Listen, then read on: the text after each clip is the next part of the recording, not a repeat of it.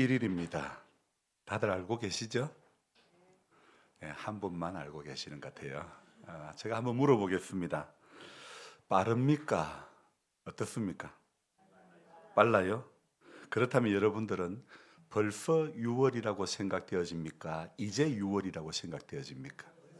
벌써요? 네, 그러면 사실은 비슷한 의미이겠지만 세월의 야속함을 이렇게 생각하면서 자신이 할 일을 많이 해놓은 것이 없다고 생각되는 사람은 야, 벌써 6월이네 이렇게 말할 수도 있을 것이고, 이제 묵묵히 성실하게 잘 감당해 온 사람들은요, 아무리 달이 바뀌어도 거기에 그렇게 동요하지 않습니다. 이제는 6월이구나 이렇게 생각하게 되는 것 같습니다. 그래서 우리가 벌써 6월이다 이렇게 느껴지던 우리들이 이젠 6월이 되었구나 하면서 6월에 해야 할 일들을 감당하기를 또 놓고 기도하는 것. 그래서 우리 교회는 매월 첫날이 되면 월상 예배를 드리는 것입니다.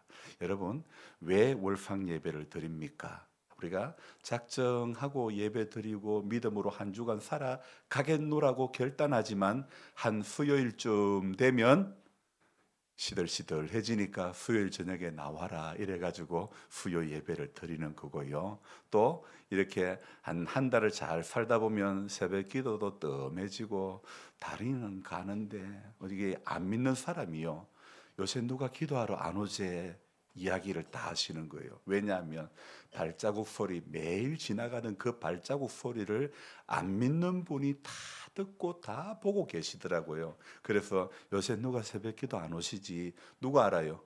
안 믿는 사람들이 다 알고 계시더라 이겁니다. 그러니까 자기들은 교회 안 나오도요, 교인들이 기도하나 안 하나 누가 봐요? 근데 왜 입가에 미소는 그렇게 가득 지우십니까? 이거는 약간 부끄러움이 있다는 증거거든요. 여러분, 우리가 안 믿는 사람한테 보여주려고 기도하는 것이 아니고 내가 믿는 하나님이 살아계신 하나님이기 때문에 그 하나님 앞에, 그 하나님을 절대적으로 신뢰하며 하나님 앞에 기도하는 것, 하나님 앞에 아뢰는 것, 그러기 위해서 새벽에 나오는 것인 줄로 믿습니다. 그래서 우리가 벌써 6월이다 이렇게 생각되어지는 분도 있고, 이젠 6월이 되었구나 이렇게 생각되어지는 분도 있는데요. 그러나 어떻게 느껴지든 우리가 공통적으로 생각할 수 있는 것은 시간은 간다 이겁니다. 어떤 사람은 한때 잘 나갔던 이야기를 기억하는 사람이 있습니다. 또 어떤 사람은 힘들었던 그런 시집살이를 기억하시는 분들도 있을 것이고, 어떤 사람은 이별의 아픔, 사별의 아픔을 기억하는 사람들도 있을 것입니다. 어떤 사람은요, 가장 은혜 받은 때가 기억나는 사람들도 있을 것입니다. 제 할머니 이야기를 드리면요, 제 할머니의 기억 속에는 아주 한 번씩 입을 열어서 말씀하실 때마다 아이고 전쟁이 몸서리 난다, 6.25 때의 그 기억이 너무도 생생해가지고 전쟁이 몸서리 난다는 말씀을 자주 하신 것 봐서 할머니의 인생 가운데서는 전쟁이 참 많이 힘들었던 모양입니다. 오늘 우리는 어떤 기억 속에서 살아왔든지 간에, 어떤 시간 속에서 살아왔든지 간에, 저와 여러분들은, 우리 모두는 6월을 여는 첫날에 예배자로 모였다는 사실 앞에 우리 모두가 감사해야 될 줄로 믿습니다. 과거를 회상하며 그리움에 사무쳐서도 안 되고, 미래를 생각하며 미리 걱정하며 살 것도 아니며, 그저 오늘도 내일 일은 난 몰라요, 하루하루 살아요. 정말 그 찬송의 가사처럼 하루하루 주님 앞에 기도하면서 살아가는 것, 은혜 받으며 살아가는 것, 그리고 그리스도의 복음에 합당한 삶을 살아가려고 몸부림치는 그것만이 인생의 정답인 줄로 믿습니다. 저는 지난 한 달 사이에 제 고향을 2번 다녀왔습니다. 거기 제가 태어났을 때의 집은 이제 신식으로 바뀌어졌지만 그곳이 제가 태어난 장소였기에, 또 부모님이 사셨던 집이었고, 또 그때 어른들의 산소가 있기 때문에 그래도 고향이라는 단어는 제게 항상 그리움이 있었고 설레임이 있었던 곳, 그리고 오래전 오래된 추억과 오래된 기억이 공존해 있던 그런 곳이었습니다. 하지만 지난 목요일 아내랑 둘이서 고향에 다녀오면서 제게 느껴진 마음은 이제 이곳이 기억 속의 고향은 맞지만 내가 돌아갈 고향은 아니구나, 이런 생각이 더욱 확실히 제 안에 들었습니다. 왜 그런 마음이 들었는가 하면 논에 마늘을 캐시는 분들이 전부 외국인 근로자일 뿐 아는 사람을 만나서 인사를 하려고 해도요, 통 그날 총 그날 통틀어서 아는 분이 네 분밖에 만나지 못했다는 겁니다.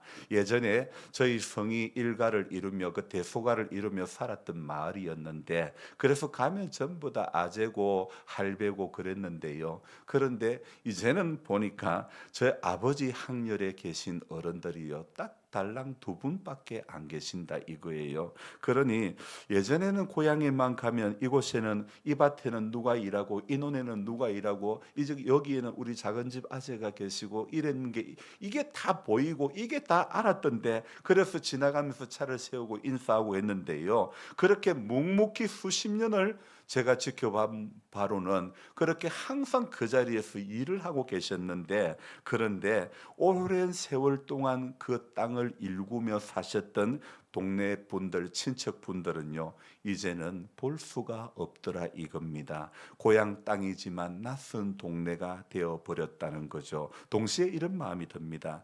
지금 내가 살고 있는 이곳 봉화가 이제는 고향보다 더 고향 같다, 이런 마음이 드는 것입니다. 믿든 안 믿든 간에 지금의 내 이웃이 가장 귀한 사람들이고 지금 내 이웃이 내가 가장 잘 섬겨야 할 사람들이다, 이런 마음이 제 안에 드는 것입니다. 그러니 지난 5월 22일 불의의 사고로 우리 곁을 떠나간 상훈 형제의 빈자리가 참 제 마음 한구석을 많이 힘들게 했던 것입니다. 한동안 저를 참 다운되게 만들었죠. 우리는 여러분 땅에서 일어난 일, 또 땅에서 일어날 일들을 생각하면, 그것을 생각하면 우리 인생 가운데는요, 항상 걱정이 떠나가지 않는 것이고, 하늘 일을 생각하면서 살면 오늘도 소망 가운데 살 수 있게 될 줄로 믿습니다. 그러니 우리가 불안한 현실에 붙들리지 말고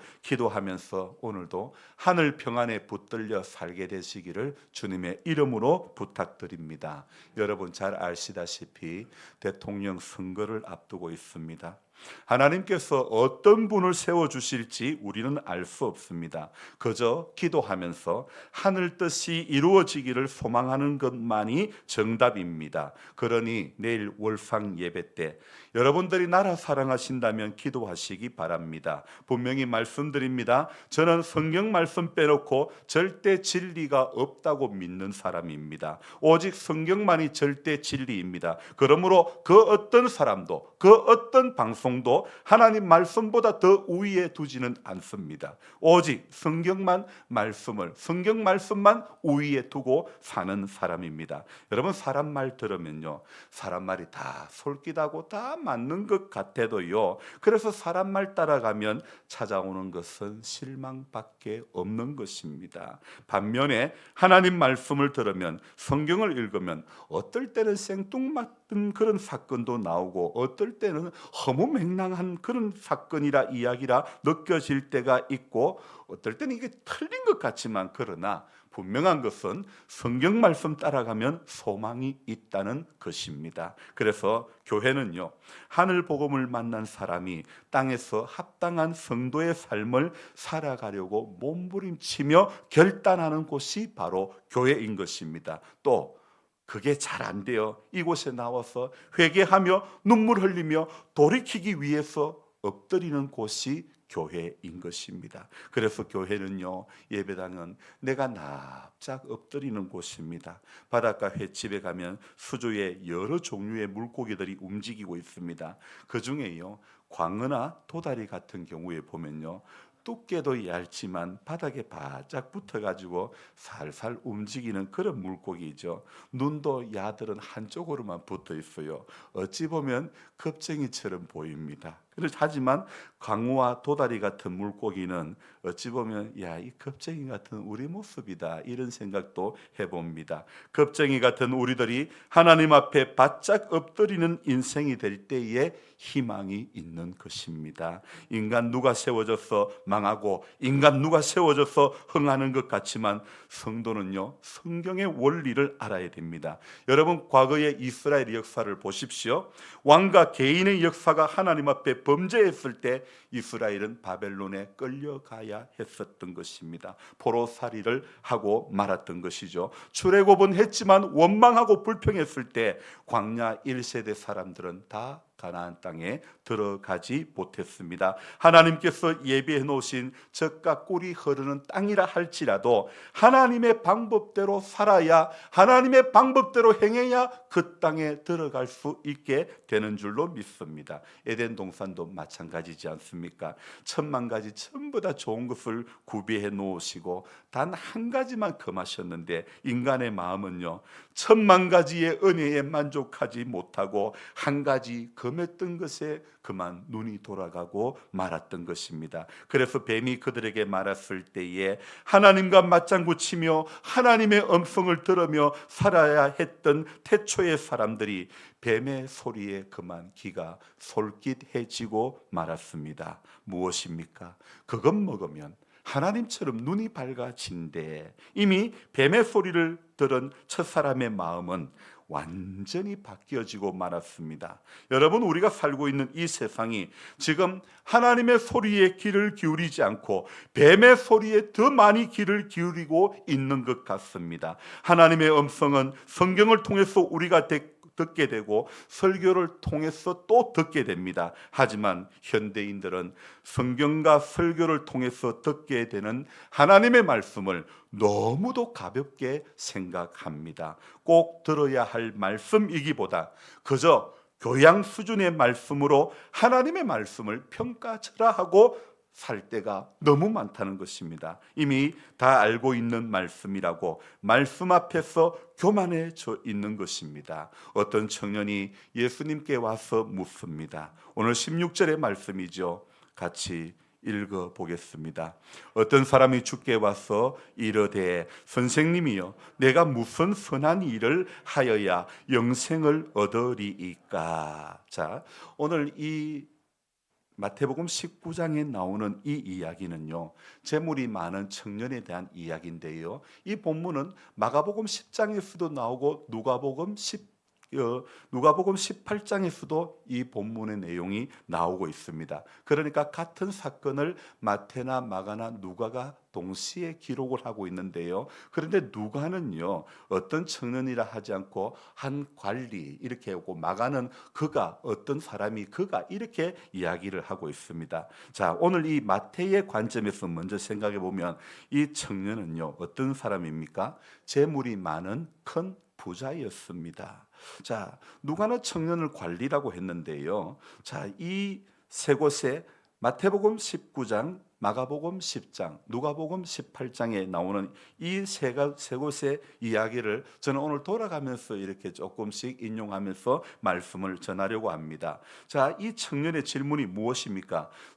선생님이요, 내가 무슨 선한 일을 하여야 영생을 얻으리이까? 이렇게 질문을 했습니다. 이에 대한 우리 예수님의 답변이 무엇입니까? 17절을 같이 읽습니다. 예수께서 이르시되 어찌하여 선한 일을 내게 묻느냐? 선한 이는 오직 한 분이시니라. 내가 생명에 들어가려면 계명들을 지키라. 자, 누가복음 18장 19절에는요 예수께서 이르시되, 여러분은 그 성경을 지금 보시기 바랍니다. 몇 절요? 17절. 제가 누가복음 18장 19절을 읽어드리겠습니다. 예수께서 이르시되 내가 어찌하여 나를 선하다고 일컫느냐? 하나님 한 분 외에는 선한 이가 없느니라. 여러분, 예수님께서 왜 이런 말씀을 하셨을까요? 지금 예수님은 부자 청년이 누구랑 대화하는지 바르게 알기를 원하셨던 겁니다. 예수님은요, 여러분, 우리가 알고 있는 예수님은 그냥 훌륭하고 그냥 선한 어떤 그런 선생님이 아닙니다. 정말 우리가 알고 있는 이 예수님은요, 하나님이 보내신 분이시고 그분은 홀로 선하신 분이고 그분이 곧 영생의 말씀인 것입니다. 그래서 그가 대하고 있는 분이 하나님의 거룩한 자이신 줄 믿고 알고 있는지, 그에게 영생의 말씀이 있다는 것을 아는지 지금 묻는 겁니다. 그리고 나서 예수님은 그 청년의 질문에 대해서 답을 합니다. 그 청년의 질문은 무엇입니까? 무슨 선한 일을 해야 내가 영생을 얻을 수 있겠습니까? 이 질문에 대한 우리 예수님의 답, 영생을 얻기 위해서 내가 뭘 해야 되냐, 이 이야기 아닙니까? 예수님은 무엇을 해야 하는지 설명을 하십니다. 네가, 자, 17절 끝부분에 같이 읽습니다. 내가 생명에 들어가려면 계명들을 지키라. 그러니까 자, 18절 이르되 어느 계명이 오니까? 예수님께서 말씀하십니다. 읽습니다. 살인하지 말라, 간음하지 말라, 도둑질하지 말라, 거짓 증언하지 말라, 내 부모를 공경하라, 내 이웃을 내 자신과 같이 사랑하라 하신 것이니라. 여러분, 우리 예수님께서는요, 이 부자 청년의 질문에 대해서 이 10계명, 출애굽기에 나오는 10계명의 후반부인 제5계명부터 9계명에까지 이르는 그 계명을 언급을 하셨던 겁니다. 여러분, 10계명의 전반부가 무엇입니까? 하나님을 사랑하라는 것과 관련되어 있지 않습니까? 그리고 예수님이 오늘 이 본문에서 인용하는 것은요, 후반부에 이웃을 사랑하라는 그 본문을 인용해 가지고 지금 말씀하시고 있는 겁니다. 여러분, 잘 한번 생각해 보십시오. 만일 예수님이 지금 말씀하신 것을 다 잘 지키면 영생을 얻는다면 오늘 여러분들은 영생을 얻은 사람이라고 생각되어집니까? 못 얻은 사람이라고 생각되어집니까? 못 얻는 것 같아요. 왜요?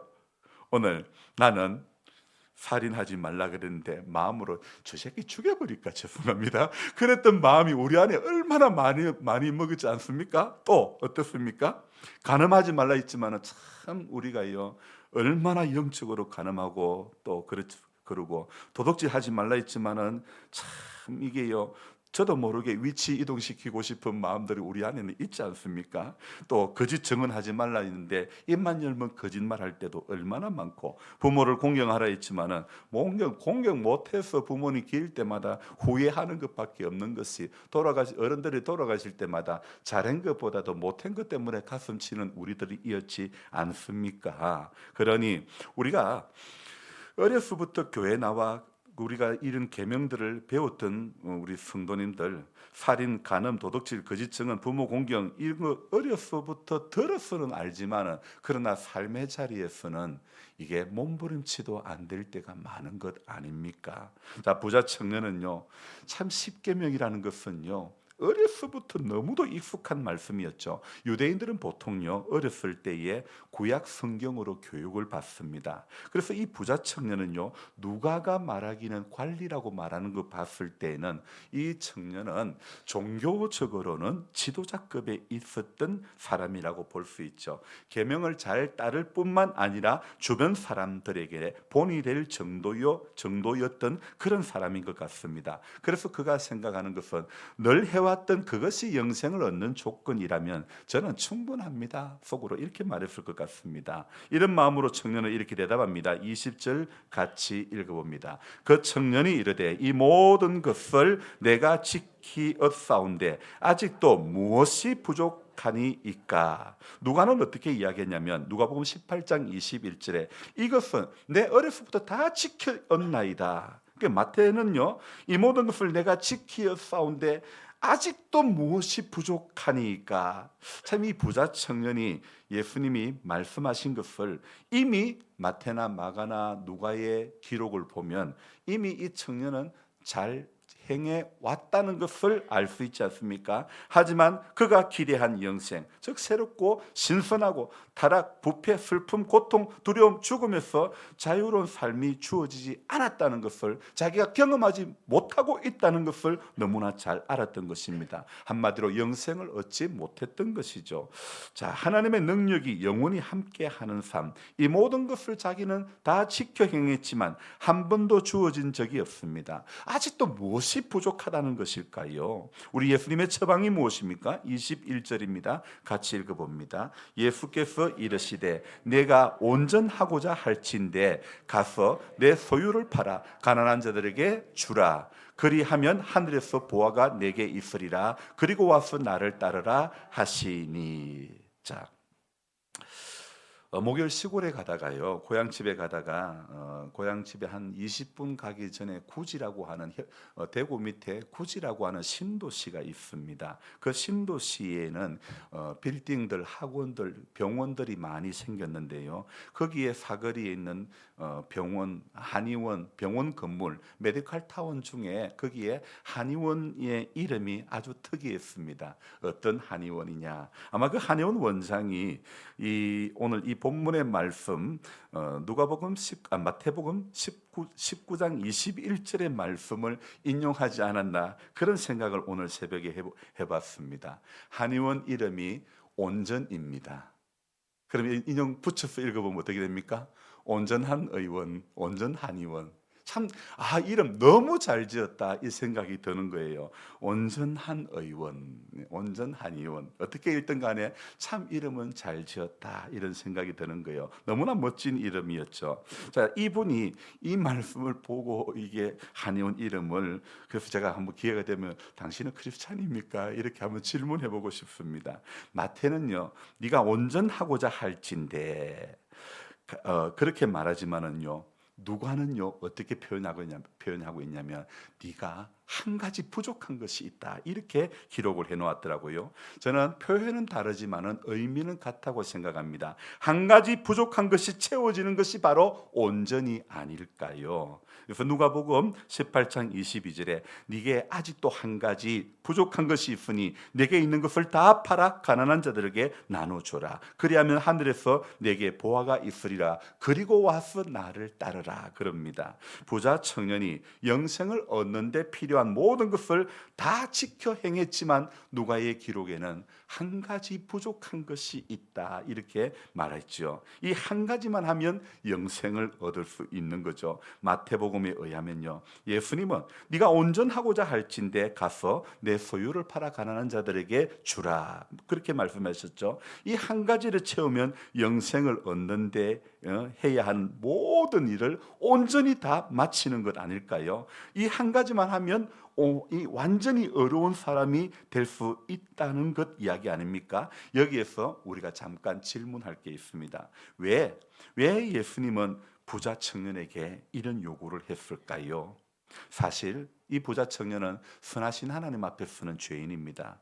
십계명을 어려서부터 다 지켜 말한 이 자체가 하나님 앞에는 교만입니다. 예수님은 이렇게 말씀하실 수 있었습니다.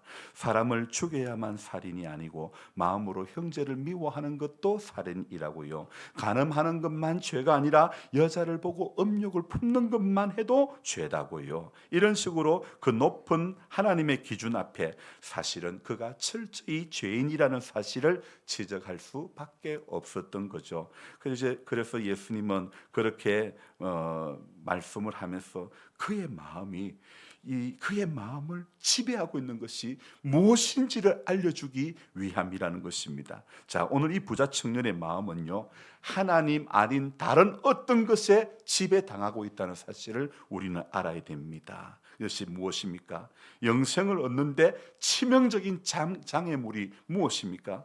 자, 영생은 단지 하나님이 주신 계명을 얼마나 순종하는가에 달려 있는 것이 아니라 하나님과의 관계에 달려 있다는 것을 알아야 되는 것입니다. 하나님을 위해서 얼마나 많은 일을 행하느냐가 아니라 그 하나님을 믿고 얼마나 내가 겸손히 따르는가 여기에 달려 있는 것입니다. 그래서 예수님은 부자 청년이 섬기는 신이 바로 재물이라는 사실을 일깨워 주는 것입니다. 그의 시간과 생각, 그의 모든 이 정력과 헌신을 바치는 대상이 무엇입니까? 재물입니다. 그래서 예수님은 재물을 팔아 가난한 자에게 나눠줘라 이렇게 이야기하고 계시는 겁니다. 예수님은 단지 재물을 다 팔아 구제 활동을 하면 영생을 얻는다고 말씀하시는 게 아닙니다. 우리 21절 말씀을 자세히 보시면 그 다음에 말씀이 무엇입니까? 가난한 자에게 주라, 그 다음에 무엇입니까? 같이 읽어봅니다. 그리하면 하늘에서 보화가 내게 있으리라. 그리고 와서 나를 따르라 하시니. 아멘.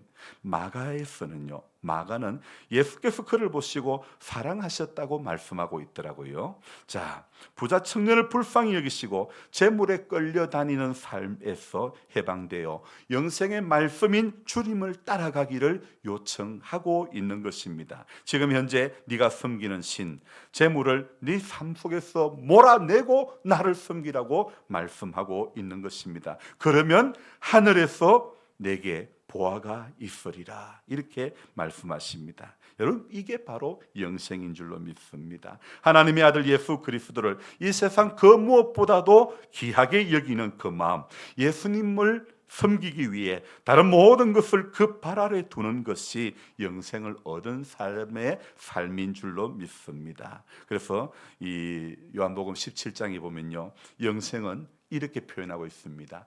유일하신 참 하나님과 그가 보내신 자 예수 그리스도를 아는 것이 영생이라고 정의를 하고 있습니다. 자, 그런데요, 오늘 설교 말씀 제목처럼 부자 청년은 예수님께서 그렇게 영생에 대한 말씀을 일깨워 주실 때에 부자 청년은 그렇게 하고 싶었을까요? 그렇게 하기 싫었을까요? 왜 싫었을까요? 많은 재물이 그를 망설이게 했던 것입니다. 마가는 그가 슬픈 기색을 띠며 근심하며 그 자리를 떠났다고 이야기하고 있습니다. 그가 간절히 영생을 얻고 싶었지만 그것을 위해서 자기 재물을 포기하고 싶었지는 않았던 것입니다. 여러분, 오늘 그래서 우리 예수님이 하신 이야기가 무엇입니까? 재물이 있는 자는 하나님의 나라에 들어가기가 얼마나 어려운지 낙타가 바늘귀로 들어가는 것이 부자가 하나님 나라에 들어가는 것보다 쉬우니라 이 말씀 하시지 않았습니까? 여러분, 당시 유대인들에게는요, 재물은 하나님이 주시는 축복이라고 여겼습니다. 부유한 자는 하나님의 축복을 받은 사람이라고 여겼죠. 그런데 오히려 오늘 말씀에 의하면 재물이 있는 자가 하나님 나라에 들어가기가 더 힘들다고 말씀한 것입니다. 게다가 정말 엄청난 말씀, 낙타가 바늘귀로 들어가는 것보다도 더 어렵다고 누가요? 부자가 하나님 나라에 들어가는 것, 그렇게 표현하고 있지 않습니까? 저는 이 낙타가 바늘귀로 들어가는 것보다 더 어렵다고 하는 건데, 어떤 사람은 그 바늘귀가 예루살렘에 있는 작은 문이라고 말하는 사람도 있지만, 저는 우리 예수님이 하신 말씀 그대로 받는 것이 더 의미가 있다고 생각합니다. 이 말은즉 낙타가 바늘귀로 들어가기 통과할 정도로 불가능한 일이라는 것을 표현하는 거죠. 그래서 부자가 가진 재물은 하나님에 대한 믿음을 떨어뜨리는 것이었습니다. 그가 가진 부가 교만하게 만들었던 것입니다. 어린아이같이 하나님을 순전히 믿고 겸손히 그분 앞에 나오는 일의 재물이 아주 큰 걸림돌이 바로 그가 가진 재물이었다는 것입니다. 그렇다면 이 이야기를 듣고 있는 사람이 몹시 놀라서 26절에 25절에 몹시 놀라 이르되 그렇다면 누가 구원을 얻을 수 있으리까? 그러니까 26절에 같이 읽습니다. 예수께서 그들을 보시며 이르시되 사람으로는 할 수 없으나 하나님으로서는 다 하실 수 있느니라. 오늘 그 청년은요, 가지고 있는 재물 때문에 22절에 재물이 많음으로 이 말을 씀을 듣고 근심하며 갔습니다. 돌아갔습니다. 그래서 그 광경을 봤던 사람들이 그럼 누가 구원 얻을 수 있습니까? 그러니까 사람으로는 다 할 수 없는데 하나님은 다 하실 수 있다. 아멘입니까? 여러분, 우리는 못해도 하나님은 다 하실 수 있는 줄로 믿습니다. 우리는 안 돼도 하나님은 다 되는 줄로 믿습니다. 그러니 다 되는 하나님 앞에 나와서 기도하는 것만이 인생의 정답인 줄로 믿습니다. 나라가 이렇다 저렇다 염려하지 마시기 바랍니다. 하나님은 사필귀정되게 해주실 줄로 믿습니다. 바른 길로 이끌어 가실 줄로 믿습니다. 하나님이 사랑하는 대한민국이라고 믿는다면, 그 하나님을 신뢰하고 기도한다면 하나님께서 결코 이 나라를 죄악의 구렁텅이로 몰아가지 않을 것입니다. 그래서 저와 여러분들이 염려 대신 기도의 자리로 나와서 엎드리는 것, 납작 엎드리는 인생이 될 때에 하나님은 그 믿음을 보시고 우리 가운데 크고 놀라운 일을 행해 주실 줄로 믿습니다. 오늘 부자 청년처럼요, 말씀을 듣고 근심하며 돌아가는 인생이 되지 마시기를 바랍니다. 말씀을 들은 인생이라면 들은 사람답게 가슴이 뜨거워져야 되고 순종의 발걸음이 복된 발걸음이 되어져야 되는 것이고, 그래서 오늘도 돌아가는 발걸음이요, 어깨가 푹 처진 발걸음이 아니라 내가 매일 기쁘게 순례의 길 행함은 그 마음으로 저와 여러분들이 힘 있는 모습으로 이 6월을 힘차게 열어가기를 주의 이름으로 부탁드립니다. 기도하겠습니다. 좋으신 하나님 아버지, 고맙고 감사를 드립니다. 부자 청년 이야기 정말 많이 들었던 이야기입니다. 부자 청년만 재물이 있는 고로 근심하며 돌아간 것이 아니라 오늘 이 본문 앞에 선 우리 모두가 내가 지고 있는 어떤 것이 예수 아닌 다른 것으로 인해서 근심하며 돌아갈 때가 한두 번이 아니었지 않습니까? 주님, 우리를 불쌍히 여겨 주옵소서. 사람으로는 할 수 없으나 하나님으로서는 다 하실 수 있다고 분명히 말씀하셨사오매, 주님, 사람이 의지해야 될 것이 사람의 말입니까? 하나님의 말입니까? 하나님의 말씀입니까?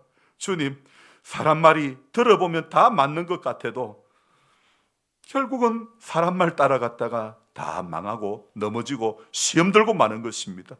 방송을 본다면 저도 얼마나 거룩한 목사인지 모릅니다. 하지만 저와 만나서 반나절만 있어도 1시간만 이야기해도 제가 얼마나 속물인지 낱낱이 드러나지 않습니까? 주님, 사람은 누구에게도 만족을 줄 수 없습니다. 믿음의 주여 온전케 하시는 이인 예수만 바라보게 해주시고 그 예수만 따라갈 수 있는 복된 하나님의 사람이 될 수 있도록 도와주옵소서. 돌처럼 굳어져 있는 우리 마음들, 나도 모르게 교만해져 있던 부자 청년과 같은 이 생각들을 주님 내몰아 주시고 내 안에 오직 예수만, 하나님의 말씀만 최우위에 둘 수 있는 우리 모두가 될 수 있도록 도와주옵소서. 기도해야 될 이유가 얼마나 많습니까? 자녀의 문제 앞에 자식이 여러 명이 있으면 그 중에 한 명은 오토바이 타는 자식이 있다고 얼마나 부모의 걱정거리가 있는 자녀들이 다 있지 않습니까? 집집마다 기도해야 될 제목들이, 눈물을 흘리며 주님의 은혜를 구해야 될 것들이 얼마나 많이 있습니까? 그럼에도 불구하고 아무 일도 일어나지 않았던 것처럼 너무나 태연해져 버린 우리들을 불쌍히 여겨주시고, 하나님, 기도하는 교회, 기도하는 성도, 기도하는 가정, 기도하는 자녀 되게 도와주옵소서. 부모된 우리가 먼저 본을 보일 수 있도록 도와주옵소서. 간절한 마음으로 주님을 찾고 구하고 애통히 여기는 심령이 가난한 자의 마음이 우리 가운데 일어나게 하여 주옵소서. 존귀하신 예수님의 이름으로 감사하며 기도드리옵나이다. 아멘.